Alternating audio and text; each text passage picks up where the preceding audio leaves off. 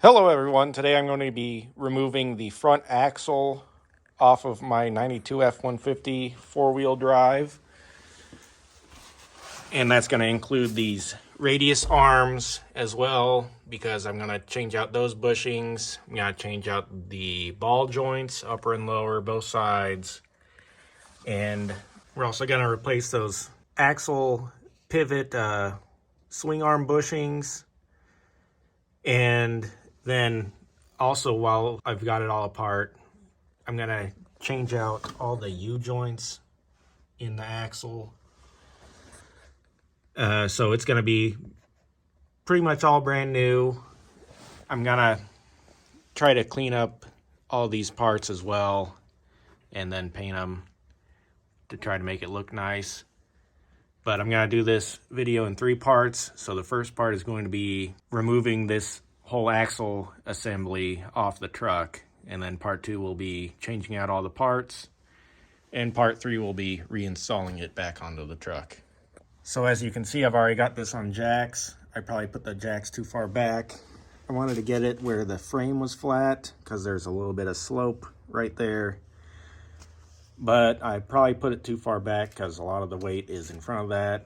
So I've got my jack just to support it from tilting forward. All the weight is on this, but this is just an extra precaution. The first thing I'm going to work on to remove this is this U-joint right here. This one looks like it's going to be pretty easy. Remove these bolts and then these bolts, and we should be able to get this disconnected from the axle.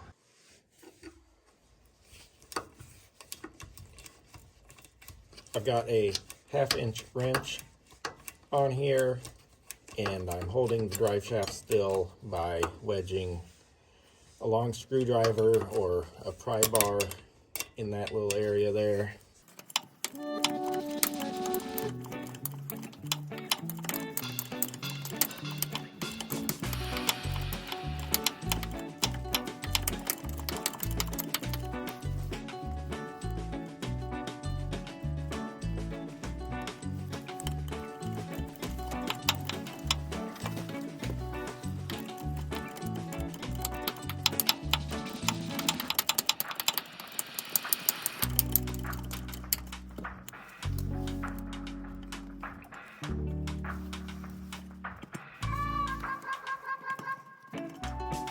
All right, we've got that side off, so now we just need to flip it around and do the same thing to the other side.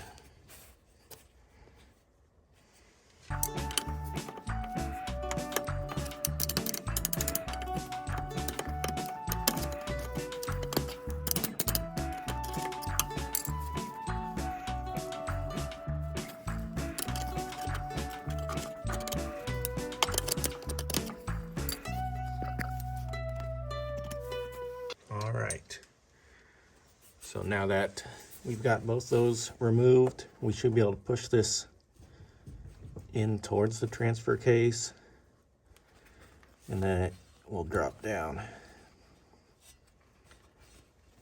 Of course, we might need to give it a little bit of whack because it seems like it's seized on there pretty good, so we'll get a little hammer and whack that, and hopefully it should come loose.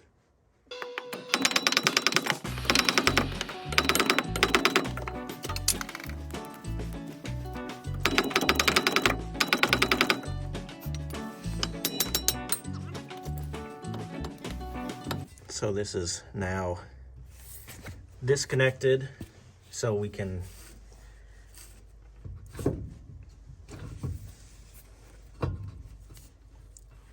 go ahead and get that. Try not to lose our cap and all the needle bearings. You might put some tape around this if you're planning on using it again. So there we go. That's out of the way. Next, I'm gonna go ahead and remove these tie rods. I just put these tie rods on. I was hoping that might fix my issue, but it didn't. So I'm gonna leave these up here. You could just disconnect that one and then take the tie rod with it, but I'm going to disconnect the tie rod on both ends and then kind of just tie them up out of the way. So we're going to remove this pin.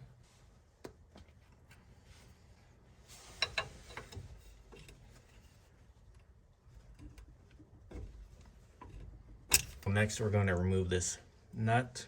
I've got a 7/8 socket to remove this nut here.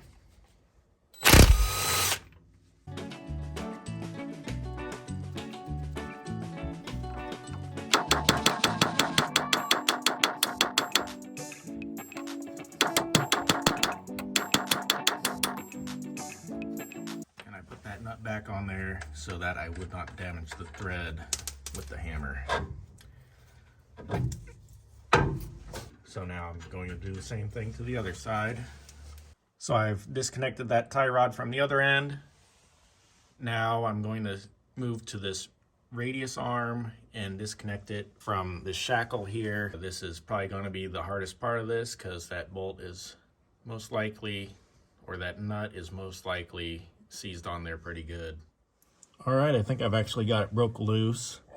I've got this big ratchet wrench here and a 1 1/8 inch socket on there. And I put some PB Blaster on the nut. And I had this out here like this, and I just kind of put all my weight on it with my foot, and it broke loose. Or at least I hope so. Hope it's not just twisting off, breaking off. But it's moving now.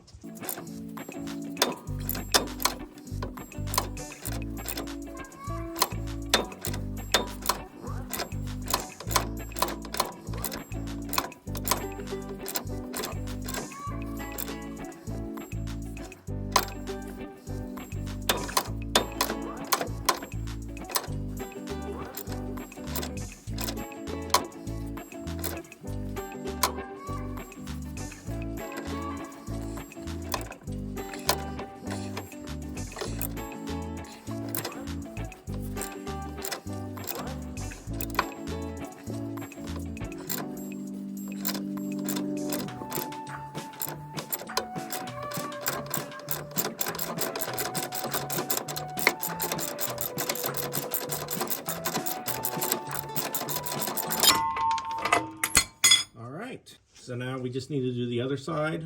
I'll show the setup for how I get that one broken off. Hopefully it's not any harder than this one, other than we're gonna have to pull up on the handle instead of pushing down with all our weight. So probably use a cheater bar or something.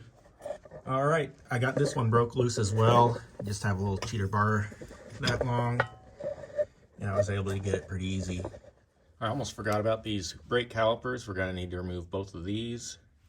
They've just got two pins holding them in. So just remove these two pins. We're going to punch them out with a chisel or a screwdriver, and then we can just remove this caliper and get this out of the way. And then we don't have much more holding this up, I think, other than just the shock and this coil spring.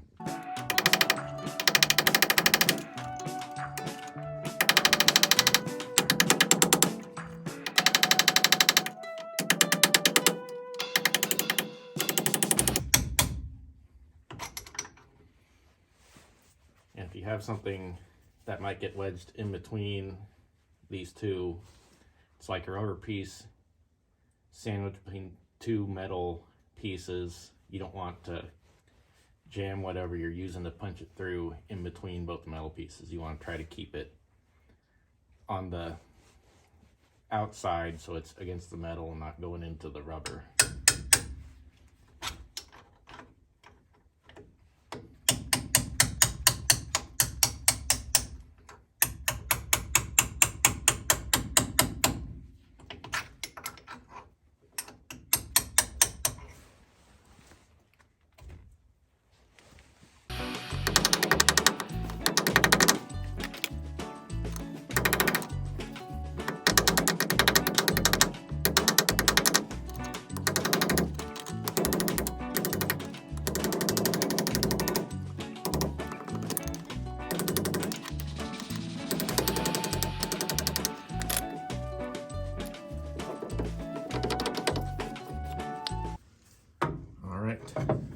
now we'll just need to tie this up somewhere where it can hang while we remove everything else. I've got the brake caliper tied up here to this inner wheel well with some zip ties. Now I'm gonna remove both the shocks. This bottom bolt is 18 millimeter. So we got this bottom one out. Usually you have to punch that bolt through, but it just came out for me. So now it's time to remove the top one. Or, well, actually, we're not gonna replace this, so we can just leave this on here like this. So if you're gonna replace the shocks, then you gotta remove this top one, but I'm just gonna leave this here because I'm not replacing the shocks. All right, now I'm removing this axle pivot bolt on the back side. If you're just doing these bushings, I've seen people remove just the coil springs, and then they remove this bolt, and then this arm swings down enough to replace that bushing.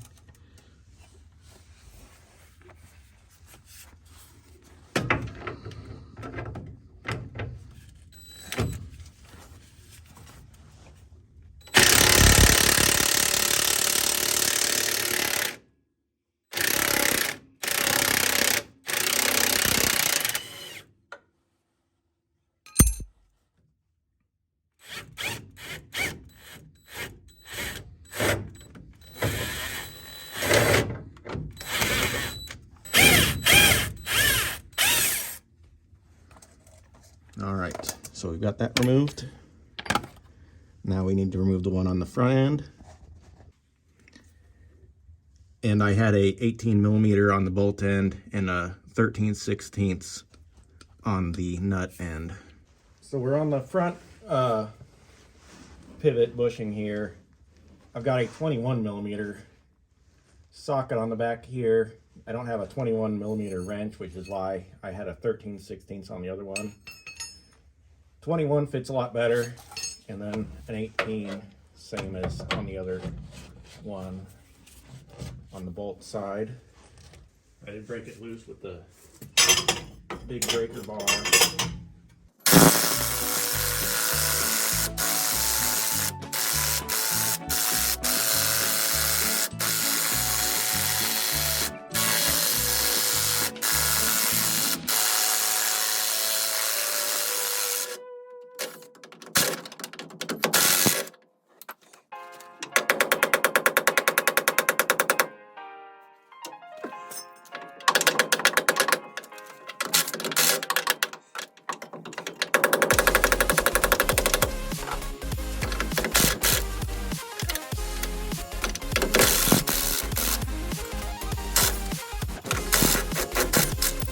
Before we remove these springs, which I think is the only thing that's holding this up now, I noticed that there's a breather tube that is hooked up to the top of this, and it runs up to the frame. So here it is, it goes down on top of the differential, and it goes up and it goes through a little hole, and then right here is the clip that it clips to. So we're gonna push that out, and then we can see the end of the tube, and we should be able to, let's see if I can see it on the camera there. See if we can get it off this clip and then feed it through that hole. Yep. So we can just stick this back up where it was.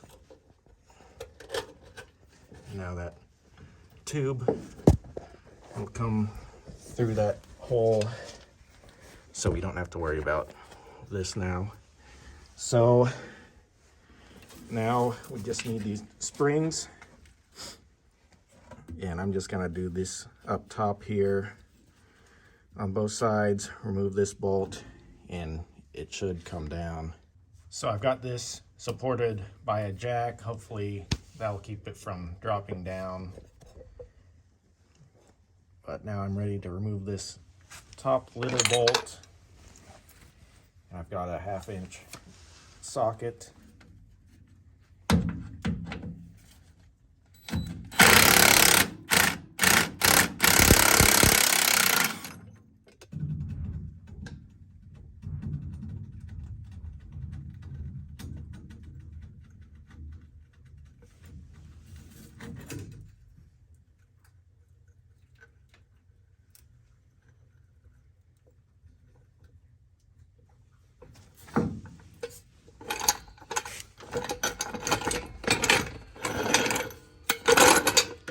We're not going to want to forget to remove these old bushings from the radius arm back here. So remove those, and then we should be able to pull the radius arm out no problem.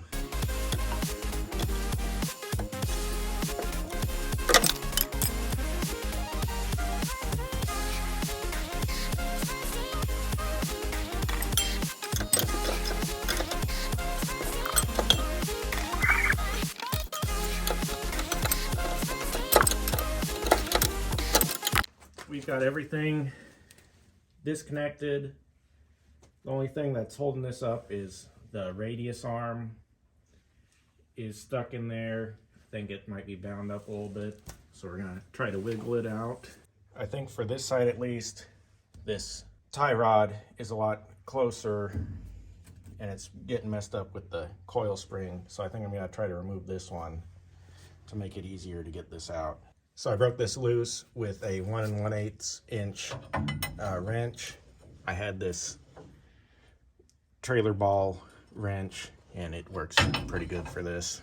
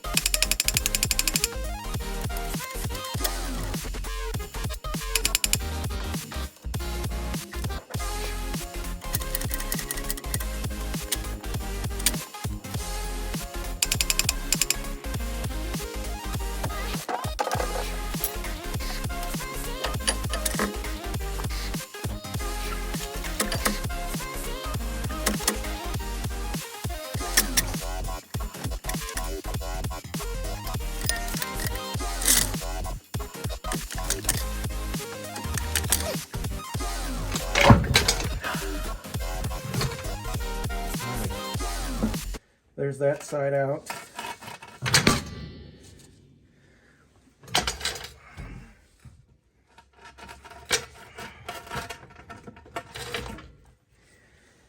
Here's the radius arm bushing that goes all the way through. I kind of drilled through it a little bit so that it could compress a little bit, because there's this lip on the other end that makes it really hard to come out, and the radius arm is just seized in there. So obviously this whole thing came out with it.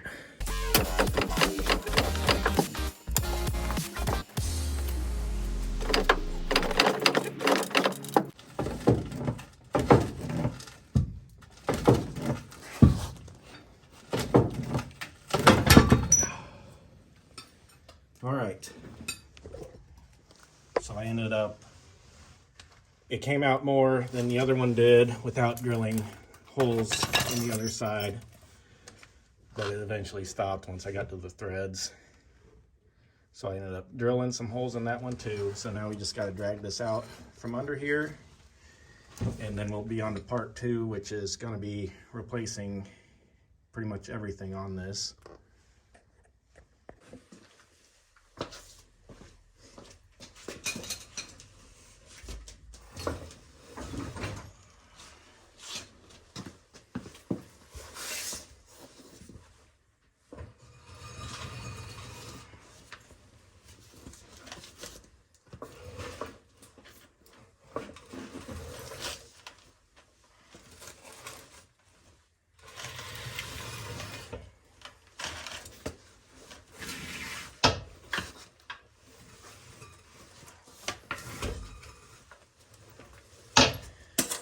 All right, there we go.